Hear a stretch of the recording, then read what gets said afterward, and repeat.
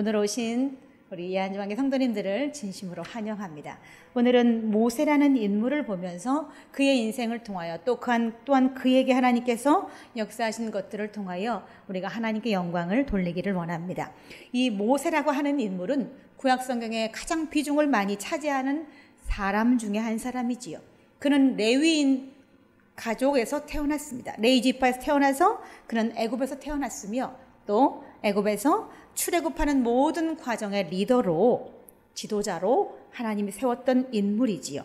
시편 90편은 모세의 시편으로서 이 시편 중에서 오직 한 편이 있습니다. 모세가 지은 시편은 이 90편 하나밖에 없는데 이 시편 90편을 통하여 우리는 그의 굴곡진 인생을 조금은 들여다볼 수 있다는 거죠. 그의 인생의 또 기쁨과 회한도 이 한 장 성경 안에 들어있다라고 우리는 볼 수 있겠습니다. 애굽에서 점점 더 많아지는 유대인을 바라보던 이 애굽의 왕이었던 바로는 걱정이 되었습니다. 그래서 어느 날 무서운 명령을 내리지요. 산파가 아이를 낳으면, 히브리 여인이 아이를 낳으면 아들이거든 죽이고 딸이거든 살려라라고 하는 명령을 내리게 되지요. 바로 그때가 모세가 출생하던 바로 그때였어요.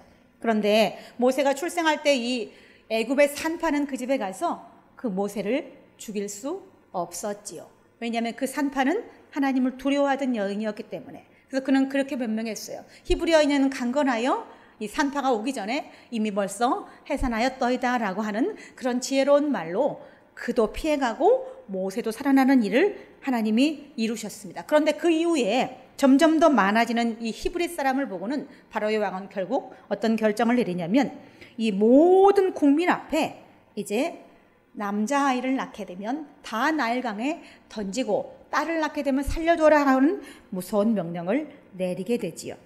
그래서 이 모세의 엄마 아버지는 모세를 낳아서 숨겨놓고 3개월 동안 기르게 되었습니다.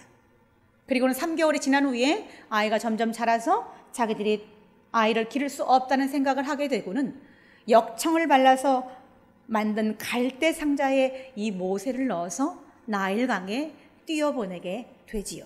근데 마침 그날 이 애굽의 공주가 이 나일강에 목욕을 하러 나왔다가 떠내려오는 갈대 상자를 보며 그 안에서 우는 아이 소리를 듣곤 건져와라 라고 해서 결국 그 아이는 모세라고 하는, 물에서 건져내었다라고 하는 모세라고 하는 이름이 붙어서 애굽의 공주의 아들로 이 애굽의 왕궁에서 40년 동안 성장하게 됩니다.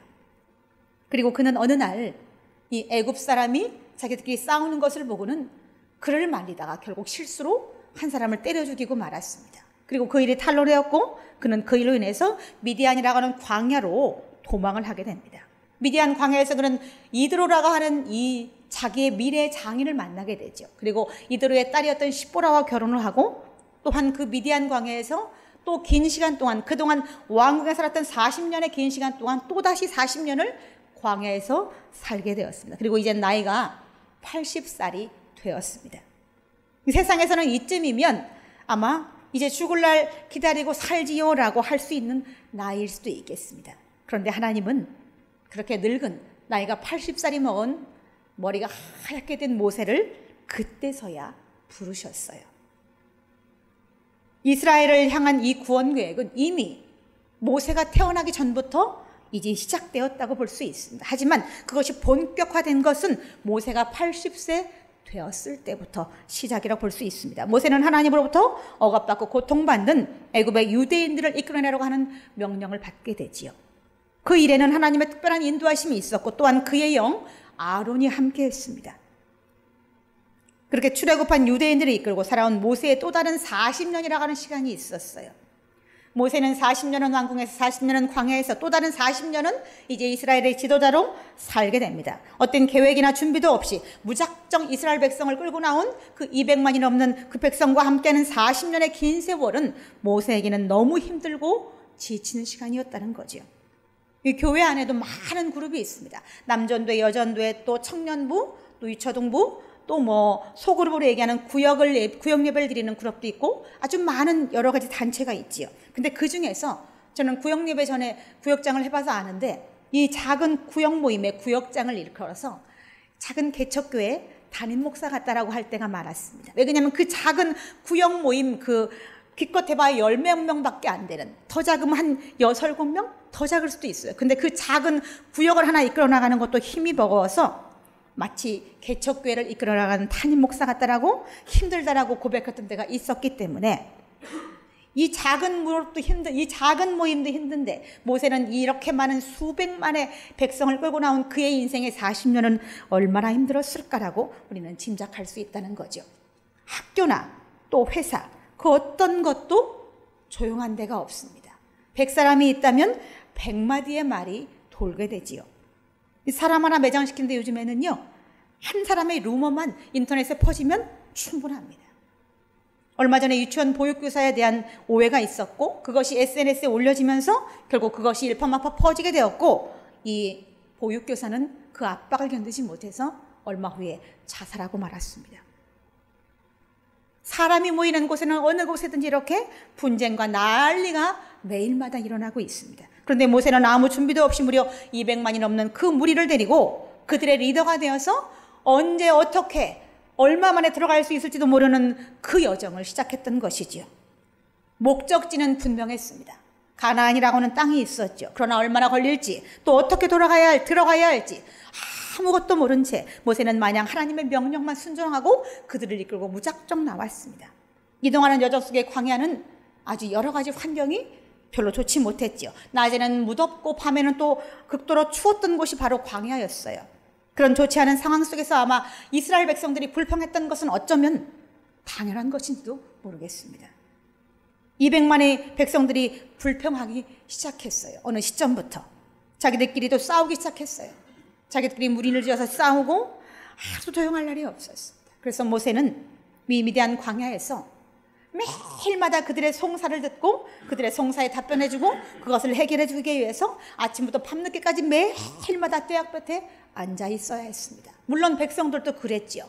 줄을 서서 모세에게 판결을 받기 위해서 줄을 서 있었기 때문에 그러는 동안 이 모세의 장인이었던 이드로는 그것을 보고 이대로는 도저히 안 되겠다는 생각을 했고 이 자기의 사위였던 모세에게 한 가지 제안을 하게 되지요. 1000부장, 100부장, 50부장, 10부장 같은 이렇게 무리를 지어서 지도자를 만들어주고 그곳에서 개인이 이 모든 것을 해결할 수 없는 것만 모세에게 가서 해결하라 하는 그런 무리를 만들어서 리더를 세우는 그런 일을 권하게 되지요. 그리고 그 버거웠던 일은 줄어들었습니다. 그러나 이스라엘 백성들은 여전히 계속해서 모세를 향하여 하는 말들이 이런 것들이었어요. 배고픕니다. 고기 먹고 싶습니다. 목마릅니다. 그리고는 우리에게도 제사장의 직분을 주십시오. 우리를 죽일 작정입니까? 차라리 애굽에 살 때가 더 좋았습니다라고 하는 그런 요구사항과 불평들을 계속해서 했던 것이 사실이었습니다. 그런 모든 내용은 성경에 나와 있습니다. 나중에는 모세를 죽이려고 달려들기까지 했었지요. 모세는 성경의 말씀에 민수기 12장에 지면의 모든 사람보다 온유함이 큰 사람이라고 말씀하고 있는데 이것은 하나님께서 그를 평가하는 말씀이었지만 실제적으로 이스라엘 백성에게 모세는 온유하고 따뜻한 사람이었습니다. 모세는 자기가 이끌고 나온 그 백성에게 최선을 다했습니다. 책임감을 느끼고 그들을 품고 인도하기를 매일마다 노력하는 사람이었어요. 자기 품 안에 있던 자식보다 더 많이 이스라엘 백성을 위해서 기도했던 자가 바로 모세라고 하는 인물이었다는 거죠. 그런데 그런 마음을 백성들이 모르고는 계속해서 모세를 원망하고 죽이려고 달려듭니다. 마치 어린 아기처럼 이스라엘 백성들은 모세에게 계속해서 칭얼대고 있다라는 거죠. 그 칭얼대며 얼마나 컸으면 모세는 하나님 내가 이 백성을 배웠습니까? 이 백성을 내가 낳았습니까? 라고 하면서 하나님께 어찌할 수 없는 마음을 가지고 울부짖었던 것이 성경에 기록되어 있다는 거죠. 이 시편 90편은 모세의 모든 역경이 들어있는 성경이라고 할 수 있습니다. 저는 자주 모세를 언급합니다. 또한 모세가 자주 떠오르기도 합니다. 모세가 그 40년의 시간이 얼마나 많이 힘들었을까라는 성경을 보면 우리가 알 수 있습니다. 이 성경 속에 모세의 고통과 고난, 그의 외로움이 그대로 묻어나 있기 때문에 저는 알 수 있습니다. 모세는 그런데 오늘 시편 90편에 인생을 한순간이라고 말하고 있습니다. 한순간. 근데 그 한순간이 너무 힘이 들었던 거예요. 지나고 보니 한순간이었는데 그 지나가본 한순간이었던 그 40년의 긴 시간이 얼마나 힘이 들었었는지 그런데도 불구하고 그는 그 시간들이 한순간이었다라고 말하고 있는 거죠. 주님 앞에는 천년도 지나간 어제 같다라고 모세는 말하고 있습니다. 천년이 얼마나 긴 시간입니까? 나라의 국호가 바뀌면서 지금까지 왔어요. 5,000년의 유구한 역사가 있었지만 그중에 이 신라 천년을 우리는 가장 자랑하는 그런 때가 있었어요. 그 천년이 얼마나 길었길래 한 나라가 천년을 유지하기가 힘들어서 천년을 유지했던 그 신라 시대를 우리는 자랑하고 있을 정도로 천년은 긴 시간입니다. 그런데 그 천년이 지나간 어제 같다라고 그렇게 모세는 그렇게 말하고 있습니다. 이 말은 지나간 어제 같다는 말은 인생을 되돌아보고 있다는 말이지요. 또 어제라고 하는 말은 모세의 지나간 과거를 회상하고 있다는 것을 의미합니다. 강건하면 80을 살고 보통 사람은 70을 산다라고, 그리고 그 모든 그 삶은 수고와 슬픔뿐이라고 모세는 말하고 있습니다. 인간의 삶이 수고와 슬픔뿐이라고 표현하는 말 속에는 모세가 살아온 인생이 얼마나 힘들었는지를 담고 있다라는 거죠. 내일 죽음을 맞을 인생도 그것을 모르기에 오늘을 치열하게 살아갑니다. 돈을 몇 푼 벌기 위해서 열심히 살아갑니다. 어떤 것을 얻기 위해서 열심히 공부합니다. 어느 한순간 건강한 사람이 어떤 한순간에 갑자기 죽음을 맞으면 우리는 허무한 생각이 들지요. 태어날 때 누구의 자식으로, 누구의 오빠로, 언니로, 동생으로 태어나지만 이 세상에 우리 떠나갈 때는 그 순서가 없다는 거죠. 아무도 내가 언제 어떻게 갈지를 알 수 없습니다. 근데 모세는 이 120세를 살다 보니 그 모든 순간이 한순간 같았다라고 말하고 있습니다. 이 120년의 세월은 분명 순탄하지 않았지만 뒤돌아보니 너무 빨리 지나갔다라고 그는 생각이 든 것이지요. 여러분의 인생은 어땠으면 좋으실지요? 한번 생각해 보셨나요? 모세의 인생을 분석해 보면 두 가지 특징을 잡을 수가 있습니다. 먼저 모세는 굉장히 우직한 사람이었어요. 리더답죠. 과연 리더다운 사람이죠. 리더는 흔들림이 없어야 돼요. 또한 듬직해야 됩니다. 들어줄 줄도 알아야 돼요. 사공이 많으면 배가 산으로 올라간다는 말이 있지요. 이 말은 이 말 저 말 듣다 보면 바다에 있을 그 배가 산으로 올라가게 된다는 말이지요. 리더는 들어주되 말대로 왔다 갔다 하면 안 되는 거지요. 경청은 중요하지만 듣는 대로 반응한다면 사회는 혼란에 빠지고 말 것입니다. 듣는 것은 수렴하기 위한 것이 아니고 다만 참조하기 위한 것이라는 것. 그런데 들으면 수렴해야 한다라고 생각하는 사람들이 많습니다. 왜 수렴하지 않냐라고 말하는 사람들이 많습니다. 모든 사람의 말을 다 수렴한다면 아무도 아무것도 할 수 없을 것입니다. 모세는 다 들어주었습니다.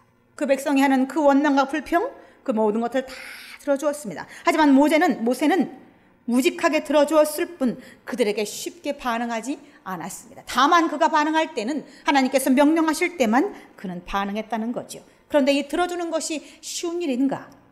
이 들어주는 것은 쉽지 않습니다. 무척 어려운 일입니다. 극도의 인내를 요하는 것이 바로 이 듣는 일이지요.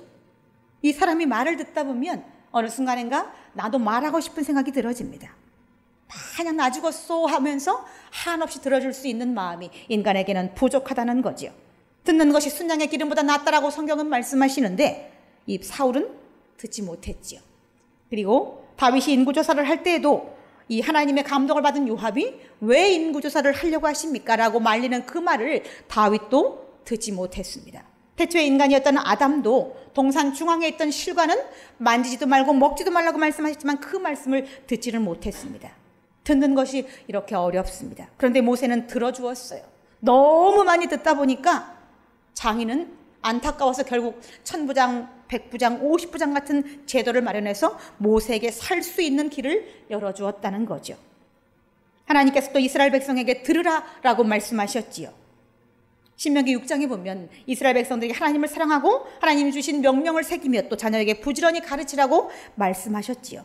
그런데 이스라엘 백성은 세월이 흐르면서 그 말씀을 듣지 않았습니다. 모세를 뒤에 이어서 여호수아가 통치할 때까지는 이스라엘 백성이 분명하게 하나님을 경외하며 살긴 살았어요. 그런데 여호수아가 죽고 사사들이 통치하던 그때부터 이스라엘 백성들은 계속 반복해서 하나님을 믿었다가 또 우상숭배를 했다. 하나님 믿었다 우상숭배했다가 이것을 반복하며 하나님 앞에 패역한 존재들로 살게 됩니다.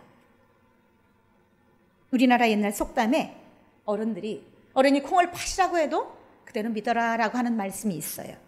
그러니까 어른이 틀린 말씀을 해도 믿으라고 순종하라고 하는 말씀이지요. 근데 이스라엘 백성들은 그 하나님의 말씀을 잘 듣지 않고 또한 믿지 않았습니다. 이 모세의 40년 동안 모세가 들어줘야 했는데 그 듣는 것이 모세가 무척 힘들었던 이유 중에 하나는 모세를 백성들이 믿지 않았기 때문에 그렇습니다.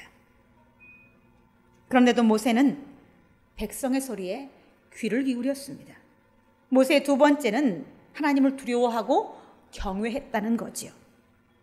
오늘 11절에 보면 누가 주의 노여움의 능력을 알며 누가 주의 진노의 두려움을 알리까 라고 말하고 있습니다. 그가 이스라엘 백성을 끌고 40년을 살아보니 누가 감히 이 하나님의 노여움의 능력을 알 수 있느냐. 그 능력이 끝이 없어요. 하나님 노하시면 한꺼번에 수천 명도 죽고 땅이 갈라져서 그들이 묻히기도 하고 그렇게 진노의 두려움도 알 수 없을 만큼 하나님은 무서운 분이라는 사실을 이 모세는 이스라엘 백성을 인도하면서 알게 되었던 거지요. 풀은 아침에 꽃이 피었다가 저녁엔 시든다.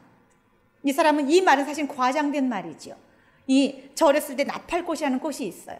이 나팔꽃은 아침에 이른 새벽에 꽃이 핍니다. 그런데 그 꽃이 피었다가 점심때쯤 해가 오르면 꽃이 딱 오므라져요.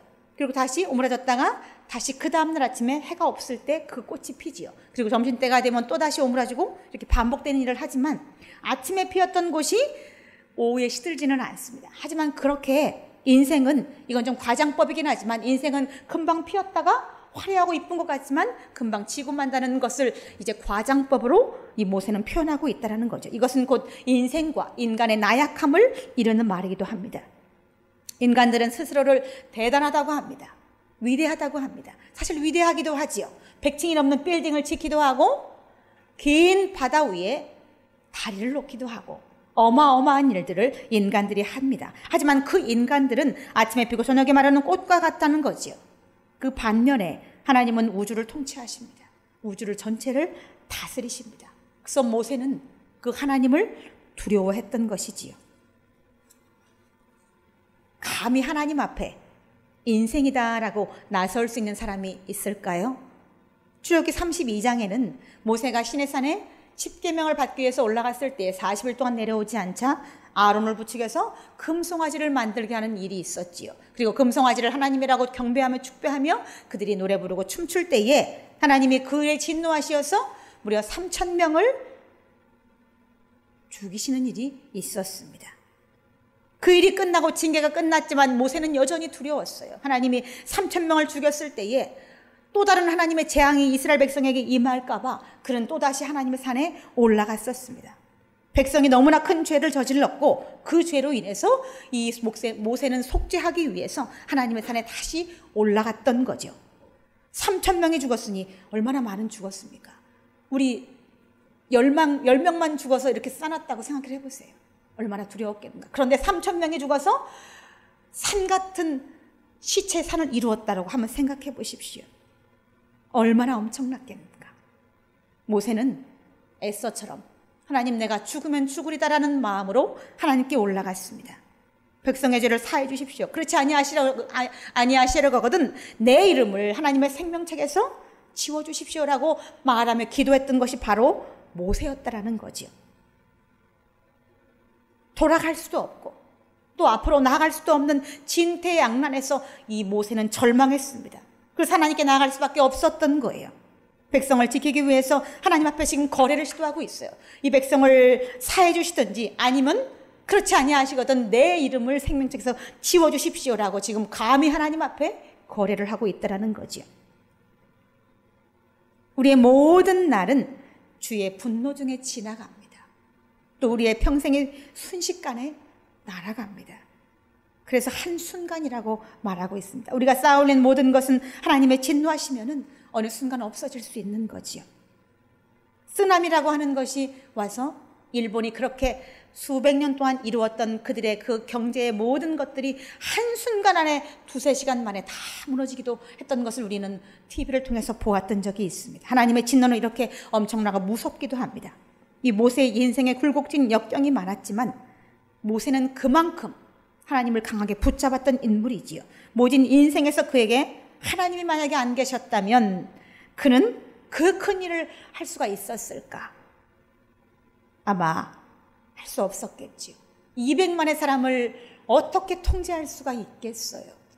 울타리가 있는 것도 아니고 나라가 존재했던 것도 아니었는데 그 많은 사람을 어떻게 인도할 수가 있었겠어요? 그 사람을 어떻게 먹이며 그 사람들을 어떻게 입히고 그 사람들을 밤에 그 추운 사막에서 어떻게 잠을 재울 수가 있었겠어요? 아마 다 대다수 얼어 죽거나 굶어 죽었을 것입니다. 그런데 하나님은 40년 동안 그들이 농사짓지 않았어도 그들을 먹이시고 입히시고 따뜻하게 보호하셨다는 것은 그가 하나님을 그만큼 붙잡았기 때문에 그를 통해서 하나님께서 역사하셨다는 거죠.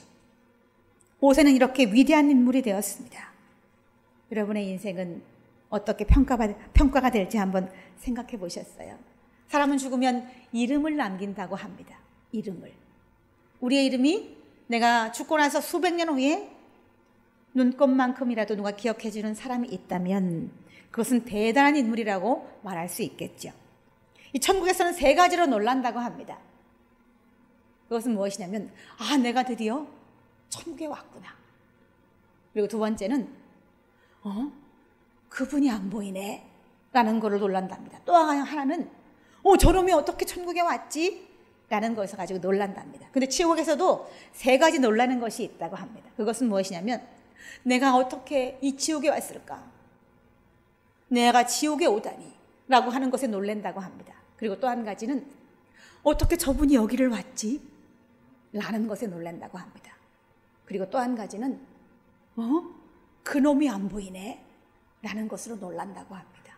사람들이 사람을 평가하는 것과 하나님이 평가하시는 그 평가는 다를 수 있다는 것을 이 유머는 우리에게 뉘앙스를 풍겨주며 얘기해주고 있어요. 사람들은 대단한 사람으로 평가하지만 지옥에 가서 그 사람이 그랬더니 어떻게 저분이 여기를 왔지라고 하는 걸 보면 우리의 인생은 하나님께 평가받아야 마땅하는 거죠. 세상 사람의 평가를 우리는 귀담아 들을 필요도 없습니다. 이 모세는 그의 인생의 황혼에 풍파만 그 지난 날들을 회상합니다. 특히 80세부터 120세까지 그 40년을 회상하고 있습니다. 그런 그가 시편의 90편을 지은 것은 인생이 한없이 더 덥고 또 무의미한 것을 말하기 위해서 시편을 지었는가? 그렇지 않습니다. 오늘 시편 1절, 2절을 보면은 2절을 산이 생기기 전 땅과 세계도 주께서 조성하시기 전 곧 영원부터 영원까지 주는 하나님이시니다라고 하며 하나님을 송축하며 시편 90편이 시작되고 있다는 거죠. 인생 중에는 아름다운 인생이 참으로 많이 있습니다. 나라를 구한 우리나라의 이순신 장군 얘기를 들으면 그 얘기를 그렇게 듣고 들었어도 우리는 얘기를 들을 때마다 질리지 않습니다. 얘기를 들을 때마다 우리 마음에 감동이 일어납니다. 또 다른 사람의 목숨을 구하기 위해서 자신을 내어주는 그런 사람들의 얘기를 들어보면 참으로 숙연해질 때가 있지요. 또 자식을 위한 부모의 사랑은 세상에서 가장 고귀한 사랑입니다. 또 장애를 딛고 일어나서 역경을 성공으로 이끈 많은 사람들의 이야기는 우리에게 큰 힘과 용기를 주기도 합니다. 이 성경 속의 이 사도들은 복음을 위해서 순교를 하기까지 했죠. 그리고 그들은 이 땅에 지구 안에 하나님의 나라를 이루는 데에 큰 공헌을 했던 인물 중에 인물들이 되었습니다. 인생은 너무나 아름다운 것들이 많이 있습니다. 사실은. 그러나 그 아름다운 것들은 영원한 시간 속에 한 점일 뿐이라는 거지요. 이순신 장군이 큰 업적을 넘겼지만 그 또한 영원한 하나님의 시간 속에 한 점이라는 겁니다. 우리가 아무리 바둥쳐봐도 우리는 하나님의 손바닥 안에서 산다는 겁니다. 우리는 그 인생의 자금을 인정해야 돼요. 우리는 영원히 이곳에 사는 것이 아닙니다. 우리는 여기가 아닌 하나님의 계신 곳에서 영원히 산다는 사실을 우리는 인정해야 하고 우리는 알아야 합니다. 우리 하나님은 영원부터 영원 후까지 살아계십니다. 무한한 시간 속의 주인이 바로 하나님이십니다. 이 모세는 시편 90편을 통해서 하나님의 세계의 영원함을 말하고 있습니다. 모세는 그 영원의 주인이신 분이 바로 하나님이시라고 말하고 있으며 그 하나님을 자기의 거처로 삼았던 인물이 바로 모세라고 하는 인물이지요. 제가 속담 얘기를 자꾸 하게 되는데 우리나라 속담에 그런 말이 있죠. 개똥밭에 굴러도 이승이 낫다. 이것은 사람들이 세상을 그만큼 사랑한다는 얘기를 하고 있는 거죠. 그리고 우리가 죽는 것을 두려워한다는 거죠. 근데 모세는 그 노년의 40년을 그도 이승이 개똥밭에서 구르는 것보다 나을 수도 있었겠죠. 그런데 그 40년을 그는 하나님께 부름받고 나서 80세부터 120세까지 그 40년을 허비하지 않고 아끼며 살았습니다. 그 40년은 완전하게 하나님 앞에 자기 자신을 드렸고 또 이스라엘 백성들을 위해서 바쳐진 시간들이었다는 거죠. 그걸 알았기에 모세의 수종자 여호수아라고 하는 인물은 모세가 진영에 들어갔을 때에도 회막문 앞에서 머물렀습니다. 모세의 뒤를 이어서 여호수아가 이스라엘 백성을 이끌고 가나안 땅에 들어가는데 그 여호수아는 모세의 그 고통을 알아보는 수종자였던 거예요. 그래서 모세가 진영 안으로 들어갔을 때에도 회막문에 서서 모세가 언제든 부를 때에 응하기 위해서 그 회막문 앞에 늘 서 있던 사람이 바로 모세였어요. 아니 여호수아였어요. 여호수아는 모세의 그림자 같은 사람이었어요. 절대적으로 없어서는 안 될 사람이 바로 모세에겐 여호수아라는 인물이었죠. 그가 있었기에 또 그의 형이 있었기에 그는 그렇게 큰 일을 할 수 있었을 것입니다. 이 무수히 흐르는 시간을 하나님은 아끼라라고 말씀하십니다. 아끼라고.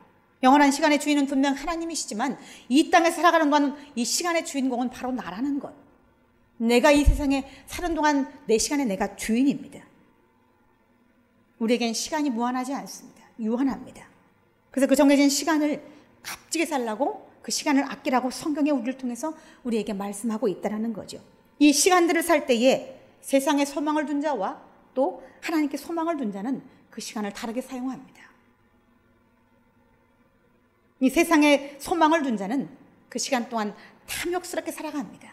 좀 더 많이 얻기 위해서, 좀 더 많이 누리기 위해서 그 시간을 사용한다는 거죠. 그러나 소망을 하나님께 둔 사람은 이 세상의 것들에 관심이 별로 없습니다. 사도 바울이 그랬죠. 유대계 신자로 살다가 나이가 중년이 되어서 회심하고 10년이 넘는 시간 동안 이제 복음 전파를 살았는데 그는 그때에는 이 세상의 모든 보화를 배설물로 여기고 오직 복음을 위해서 인생의 전부를 걸었던 인물이 바로 사도 바울이라는 인물이었어요. 그의 이 복음 전파는 유럽에서 아시아까지 경유해서 전 세계에 퍼지는 데에 사도 바울은 가장 영향력이 컸던 인물이 바로 그였지요. 이 세상에 소망을 두면 수고와 슬픔뿐인 인생을 살게 됩니다. 그래서 모세는 하나님께 소망을 두고 고난과 역경, 외로움, 고독의 모든 시간들을 승화하면서 이 하나님을 송축하고 있다는 거죠. 산이 생기기 전, 땅과 세계도 주께서 조성하시기 전 곧 하나님은 영원부터 영원까지 하나님이시라고 그는 고백하고 있다는 거죠. 요한복음 10장 28절에는 내가 그들에게 영생을 주노니 영원히 멸망하지 아니할 것이요 또 그들을 내 손에서 빼앗을 자가 없느니라 라고 말씀하고 있습니다.